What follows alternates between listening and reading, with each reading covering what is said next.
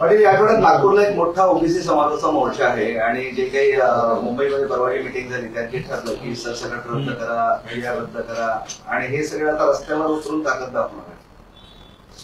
नाही, काढू त्यांना, काय होतं, मोर्चे काढले त्यांना दमले पाहिजे ना थोडी. ते आई तर खायला मिळालेलं लई दिवस त्यांना. 16% आरक्षण मराठ्यांचं खाल्लं आत्तापर्यंत त्यांनी. त्यामुळं या रस्त्यावर काय होतं, सरकार मजा बघते त्यांची, हिंडून द्या, येते थोडी, येते माघारी. पुन्हा त्यांच्या म्हणण्यावरती कायदा चालत नसतो दादा. ते म्हणतील तसंच होत नसतं. ते म्हणजे काय कायदा नाही, त्याच्यामुळं ते म्हणतील तसं होणार नाही. मराठ्यांचं हैदराबादचं गॅजेटियर आहे, त्या आधारे GR काढलेला आहे. आणि आता येत्या आठवड्यात पश्चिम महाराष्ट्रातला सुद्धा सातारा संस्थांच्या गॅजेटियरच्या आधारे, आम संस्थांच्या गॅजेटियरच्या आधारे तो सुद्धा GR निघतोय. ते पण सुद्धा पुढचं लगेच सांगितलं तुम्हाला, तो पण निघतोय. कारण आमचं प्रत्येक गोष्ट ही आधार घेऊन केलेली. त्याच्यामुळं आमच्या किती बोंबलो द्या, धक्का सुद्धा लागत नाही मराठ्याच्या आरक्षणाला, GRला सुद्धा. मात्र एक आम्हाला खंत आहे राव, मराठ्यांना काय द्यायचं म्हणलं की नियम लागते आणि त्यांना काय द्यायचं म्हणलं की मात्र नियम लागत नाहीत. ही मात्र खूप खंत आहे बरं का आमची. कारण त्यांना काहीच बघितलं जात नाही, लगेच आरक्षण दिलं जातं, योजना दिल्या जात्या, न मागता त्यांच्या अंगावरती फेकलं जातं. आम्हाला मात्र संघर्ष करावा लागतो नियमात असून सुद्धा. ही मात्र मोठी खंत आहे आमची. आमच्या नोंदी असून सुद्धा आम्हाला संघर्ष करावा लागतो, झगडावं लागतं. आमचे गॅजेट असून आम्हाला झगडावं लागतं, झुंजावं लागतं. सगळे पुरावे असून सुद्धा आम्हाला त्रास होतो, मुद्दाम दिला जातो. ही मात्र खंत आहे.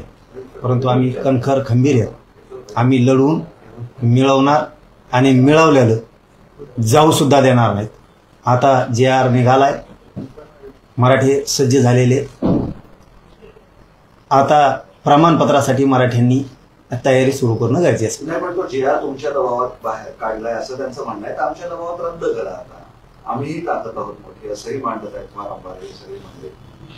आणि असं दबावात कोणाचा GR निघत नसतो आणि दबावात कोणाचा रद्द पण होत नसतो. त्याला कायदेशीर आधार घेतलाय का, कायद्याचे सगळे निकष पूर्ण केलेत का कुठलाही शासन निर्णय करताना, हे सरकारला बघावं लागत असतं. एवढ्या साध्या सोप्या गोष्टी नसतात. सरकार हा शब्द आहे, परंतु संविधानाच्या सगळ्या चौकटीत राहून, कायद्याच्या चौकटीत राहून काम करावं लागतं.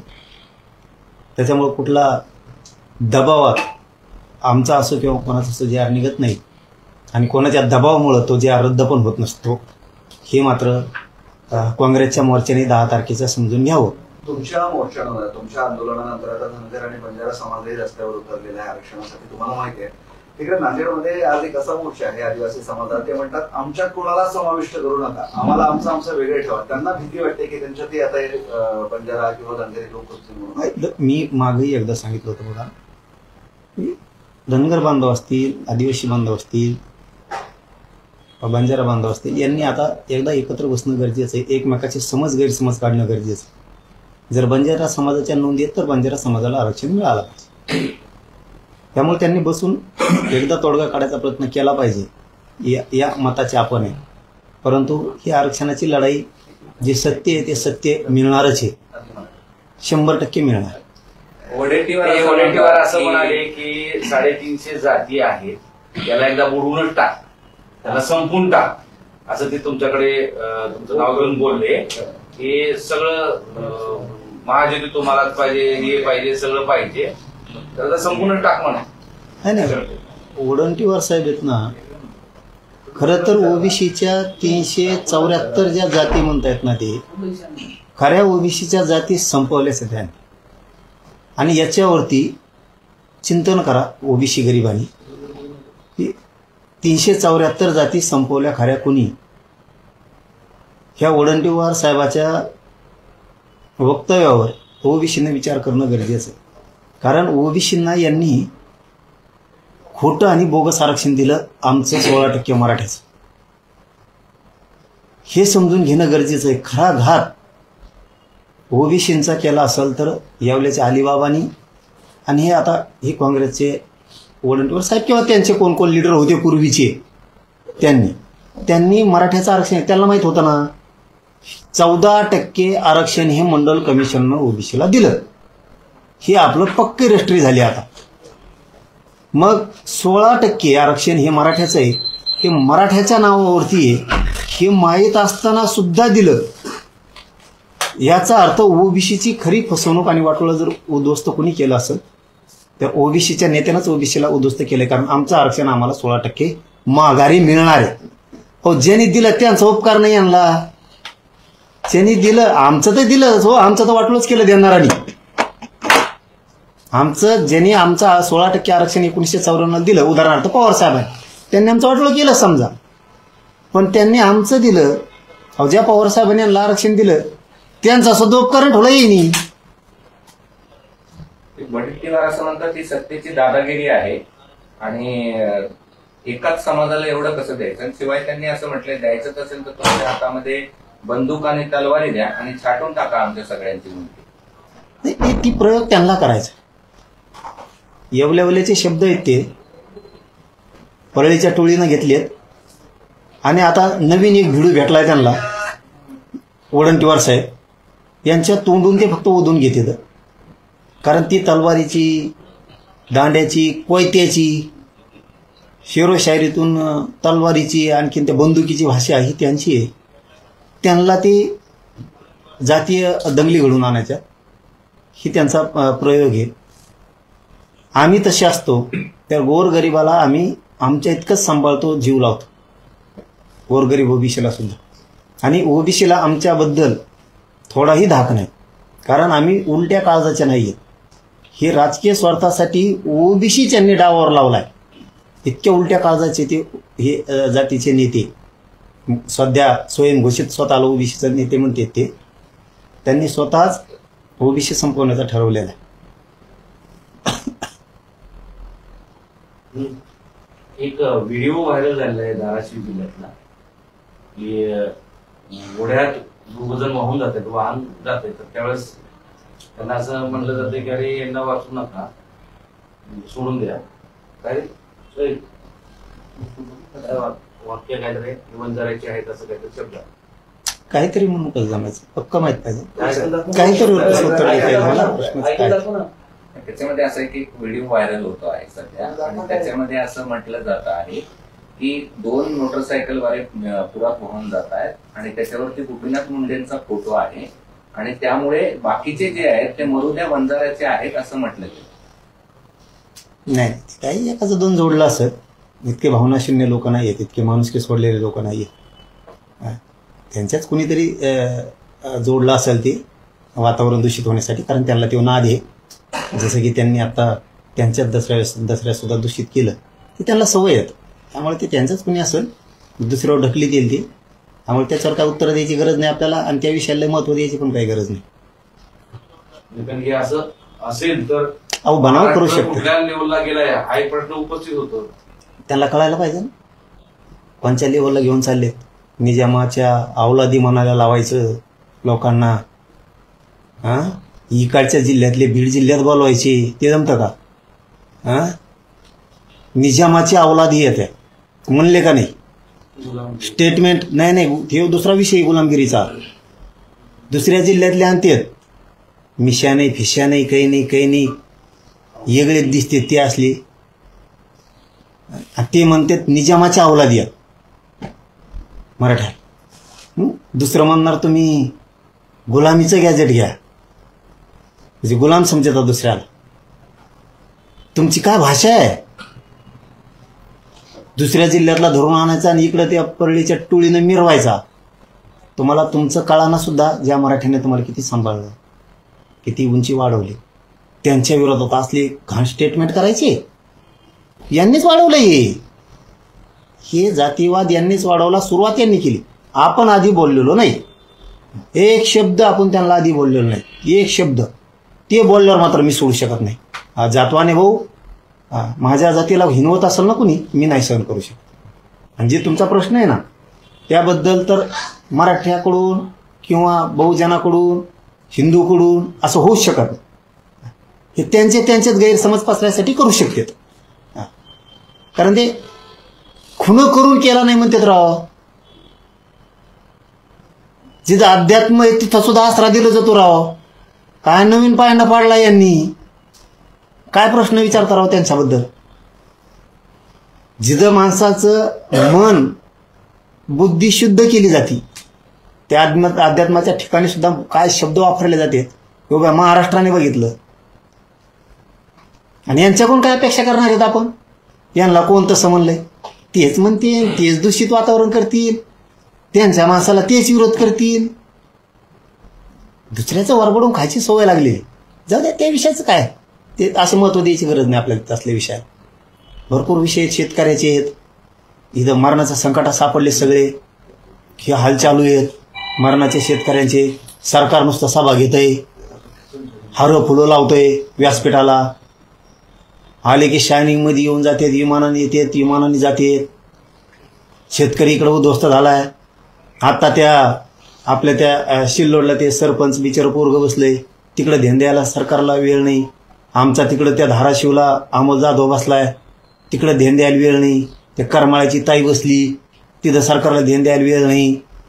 परत त्या बार्शीच्या ताई बसल्या आता माय मावल्या, तिकडं सरकारला ध्यान द्यायला वेळ नाही. हां ते लेकरं मरालेत ना, आंदोलन उपोषण करू करू. तुम्हाला का रोग आला का तिकडं ध्यान द्यायला थोडा. काय म्हणणं आहे त्यांचं ऐकून घ्यायला. इतकं मूर्खपणाचं लक्षण सरकारच्या अंगात असलं पाहिजे का. पण लोकांनी सुद्धा उगाच विनाकारण शक्ती पण व्हायला घालू नये. आत्ता शेतकऱ्याची लढाई मोठी उभा राहणार आहे. उगाच उपोषण करा आणि हे करा, आत्ता शक्ती व्हायला घालायला नाही पाहिजे. एकजुटीनं शेतकऱ्यांना न्याय मिळत. उगाच इकडे एक जण बसला आणि तिकडं दुसरा जण बसला आणि तिकडे तिसरा जण बसला, हे करण्यापेक्षा सगळ्यांनी थांबलं पाहिजे आणि एक जीवानं एका ताकदीनं लढा शेतकऱ्याला न्याय मिळण्यासाठी लढला पाहिजे. कुणीही उगाच शक्ती व्हायला घालू नये. अतिवृष्टीग्रस्त शेतकरी जे आहेत त्यांना मदतीसाठी शासनाला राज्य सरकारने कुठलंच प्रपोजल केंद्राला दिलेलं नाही, देणार पण नाही. मदत मिळेल की नाही दिवाळीत. घेणार आम्ही. आमच्यावर आम्हाला शक्ती आहे ना, विश्वास आहे ना आमच्या शक्तीवरती. केंद्राची आम्ही मदत देत नाही तोपर्यंत हे ते देण्याची शक्यता वाटत नाही. त्यांनी दिवाळीपर्यंत नाही दिलं की राज्यात बैठक झाली सगळ्या शेतकऱ्यांची. पण आधी बैठक झाल्यावरच आपण तारीख डिक्लेअर करणार आहे. कारण ते येत नाही ते बघावं लागेल ना. त्यातलं आपल्याकडे फक्त एकच गोष्ट आहे, इमानदारी प्रामाणिकपणानं लढणार, मॅनेज न होणार. पण त्यातलं भाव वाढ कसा घ्यायचा, कारण ही अंतिम लढा करायचा शेतकऱ्याचा टोकाचा. मग शेतकऱ्याचा जर टोकाचा अंतिम लढा करायचा ठरला असेल, पुन्हा पुन्हा शेतकऱ्यांनी आयुष्यभर आंदोलन उभ्या नाही करायची. एकदाच उभा करायचा आणि त्याचा तुकडाच पाडायचा. जसं की मी मराठा आरक्षणाचा तुकडाच पाडला 2च वर्षात, तसा तुकडाच जर पाडायचा असेल आणि सुखी समाधानी शेतकरी करायचा असेल तर त्याच्यातले ज्ञानी सुद्धा येणं गरजेचं आहे.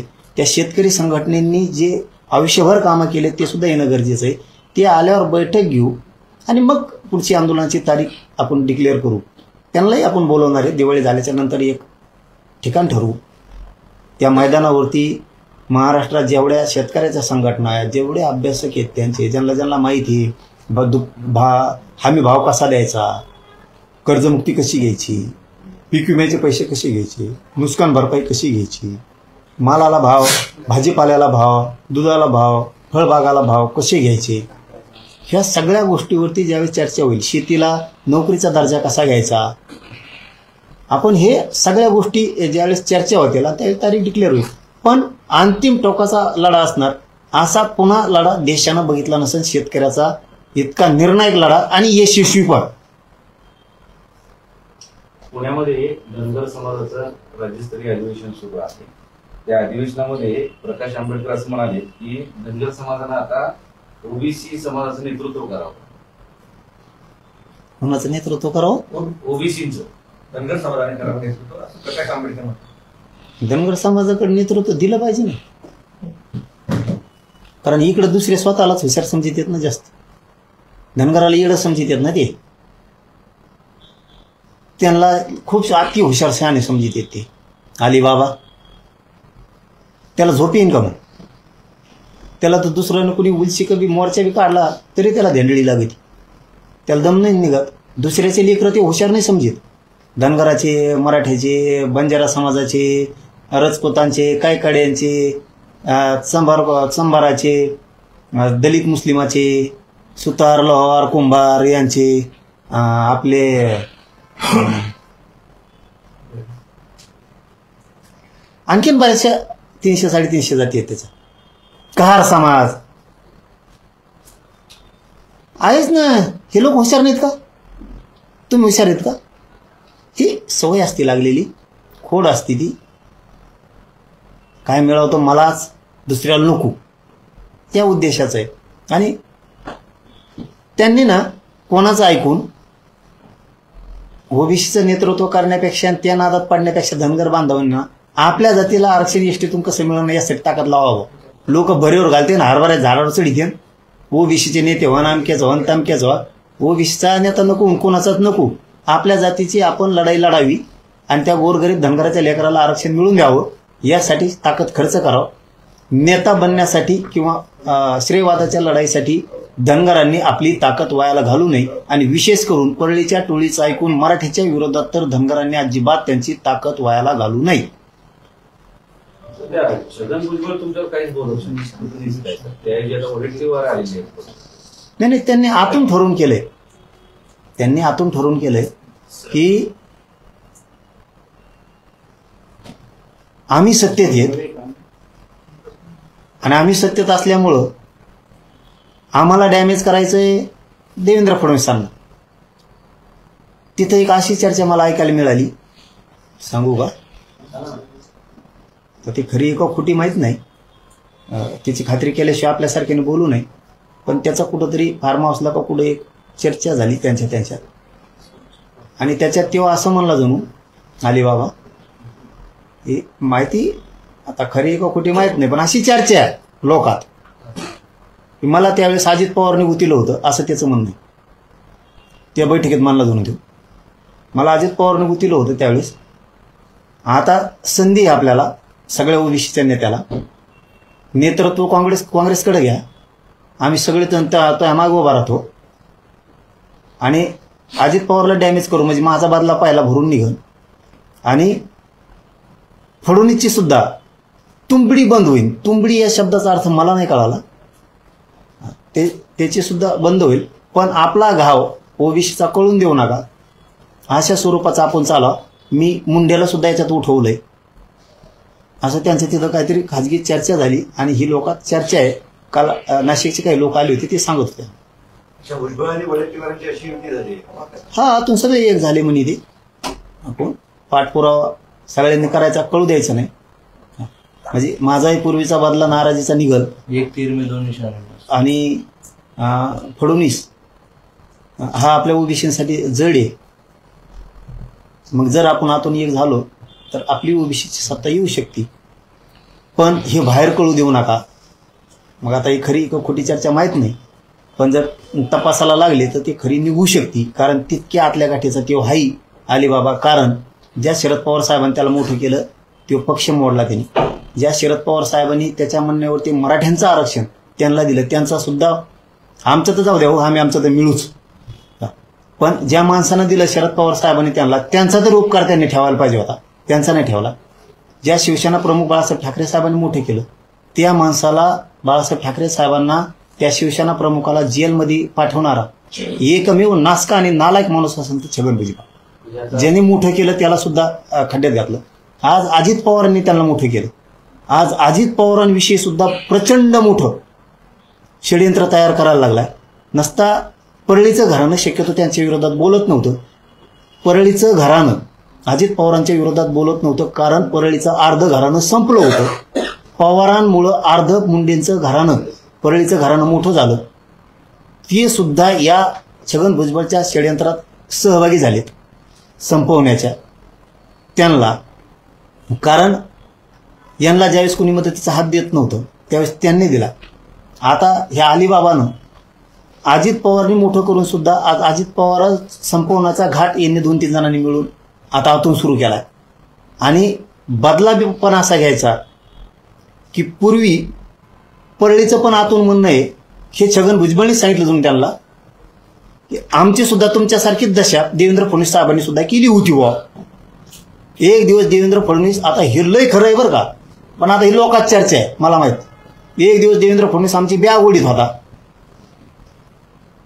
त्या फडणवीसच्या हाताखाली आता आम्हाला आमची ही दशा, मग ओबीसीनं आतून एक मोठं स्ट्रक्चर तयार करायचं का न कळता, म्हणजे इतका मोठा गेम प्लॅन षडयंत्राचा यांनी तयार केला अशी लोक चर्चा, पण यांना माहीतच नाही.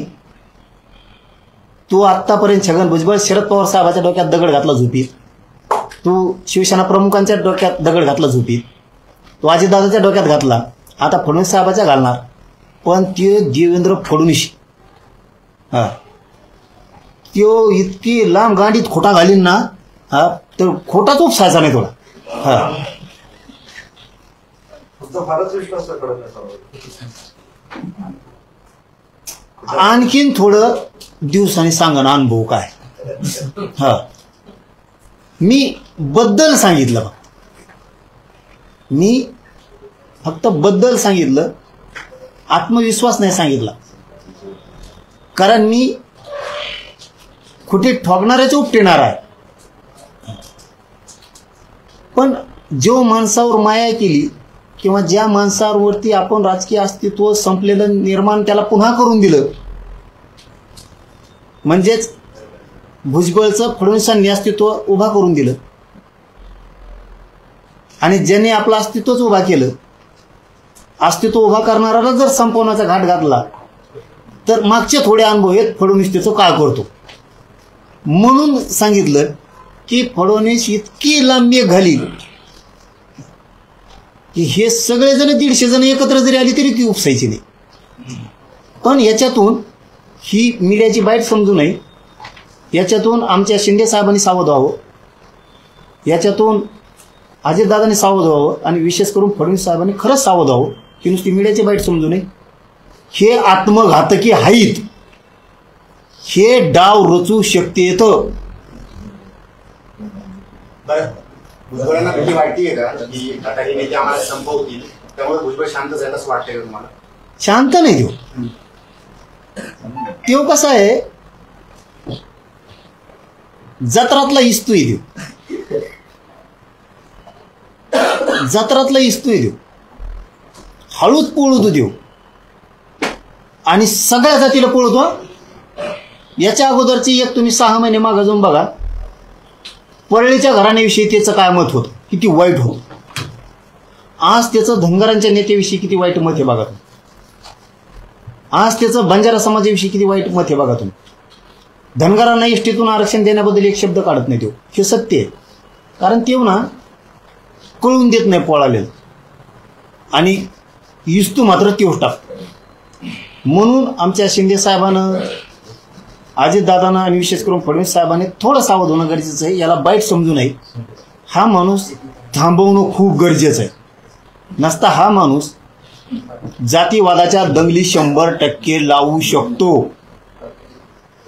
मोर्चे निघतायत, मग मोर्चाला उत्तर मोर्चानेच देणार की शांत राहून ती भूमिका घेणार?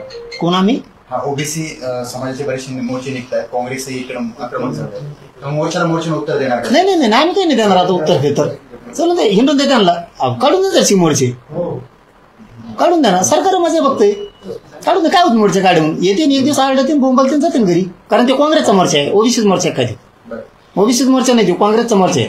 कारण ते काँग्रेस संपलंय. तुम्ही राहुल गांधींना लाल्या म्हणाले म्हणून बऱ्याच जणांच्या भावना दुखावल्या. कोणाच्या दुखाल्या भाऊ? कोण एवढा पदाधिकारी त्याचा? त्यांचं मत असं आहे की तुमच्यावर कारवाई करण्यात यावी. काय करतो कारवाई? मग काय करतो कारवाई? काय काढी तू कोण? काय कारवाई करतो? लाल्या म्हणजे काय? इकडे येऊन हे बोलतो जमतं का? कुणी उभा केलं? काँग्रेस, मराठ्यांनी उभा केलं का? कोण येते कारवाईवाला? कोणासाठी बोलावं? अरे ज्याला कशाचं काय पिकाचं काय येतं हेच माहित नाही. एकदा ते जालन्याला का वाल तर तुम्ही 40-46 वर्षापूर्वी काहीतरी, आणि जालन्यात रॅली सुरू होती, आणि त्या रॅलीत तिथं गुळाच्या ढेपी होत्या, आणि त्या गुळाच्या ढेपी बघितल्यावर ते म्हणले तिथं खाली उतरून, हे कोणाच्या झाडाला येतं, कोणच्या झाडाला येतं? गुळाच्या ढेपी झाडाला येत असतात काय? आणि त्यांची बाजू घेता का तुम्ही? काय चुकीचं बोललो आम्ही? काँग्रेस मराठ्यांनी उभा केलं, मरणाचे खासदार निवडून दिले, आणि आज ते काँग्रेस आमच्या विरोधात बोलायला लागलं, जे रद्द करा म्हणून, आणि म्हणा कारवाई करणार. काय कारवाई करतो रे? कारवाई केल्यावर तो धुराळाच तुमचा. मग तर सरपंच होत नसतो तुमचा. आणि मराठ्यांनी मग असले पक्ष वाढू बी नका गड्या आता. हा बघ गड्या नो मराठा हो, स्वाभिमानी बना, कडवट कट्टर बना, शेतात काम करायचं, कचाकच कष्टाने पैसा कमायचा. कोणाच्या दारात झोकायला जायची गरज नाही, कोणाला काम मागायला जायची गरज नाही, काय वाकायचं नाही कोणा पुढे निवडून यायचं. काही गरज नाही. असले जर पक्ष असतील नाही काँग्रेस सारखे, आणि हे जर आपल्यावर बोलून कारवाई यांनी, ते कोण कारवाई करायचं म्हणतो ना, त्यांनी त्याच्यावर कारवाई करायला पाहिजे. कोणावर? त्या वडंटीवार साहेब, की तू ज्या रद्द कर म्हणू शकत नाही. कारण कोणाला रद्द कर म्हणण्याचा गरीब जातीचा अधिकार नाहीये. तिकडं जाय ना, जरा तिकडं ताकद दाखव ना. त्याला म्हणा बोलू नको, तुला काय करायचं. आमची मागणी झाली सुरू आता. हो, 16% आरक्षण 1994चं ज्या रद्द करा. कस काय रद्द होत नाहीत बघतो आम्ही बी. पाटील, एकीकडे जोरदार पाऊस पडला, शेतकऱ्यांचं प्रचंड नुकसान झालंय. तर अशामध्येच आनंदाचा शिधा कुठे दिवाळीच्या तोंडावर एक दिलासा होता. आणि यावेळेस सरकारकडून तो मिळेल असं अपेक्षा वाटत नाहीये. शेतकऱ्यांची दिवाळी पुन्हा एकदा काळी दिवाळी होऊ शकते. तुम्हाला काय वाटतं? अशा योजना असतात त्या सुरू ठेवायला पाहिजे, बंद करायला पाहिजे? नाही नाही, बंदच करते ती. गेल्या वर्षी ते आनंदाचा शिरा होता, ते कुंकड गेला गण, ते भुंग्यान खाल्लेलं दाळण ते बंद झालं. ते तेल द्यायचे ते वंगण असल्यासारखं ते बी नाही. काय हे बघा, आमच्या लेकरा बाळांना कुठंतरी सोयाबीन, बाजरी, गहू विकून, कापूस शिकून आता गोड दिवाळी करायची होती. 2 घास गोड खायचे होते. आमचे संसार उद्ध्वस्त झाले. आम्ही दिवाळीपर्यंत वाट बघणार. शेतकरी राज्यातले पुरे येणार, जातफीत खड्ड्यात गेली. शेतकरी म्हणून, आपली शेतकऱ्याची जात म्हणून, शेतकरी आपला बाप म्हणून सगळे एका जागेवर येणार. अशी वेळ येऊ शकते, नेत्यालाच महाराष्ट्रात राहता येणार नाही. शेतकऱ्याच्या पदरात न्याय टाकणार म्हणजे टाकणार. चॅलेंज सांगतो, न्याय टाकणार शेतकऱ्याचा पदर. धन्यवाद.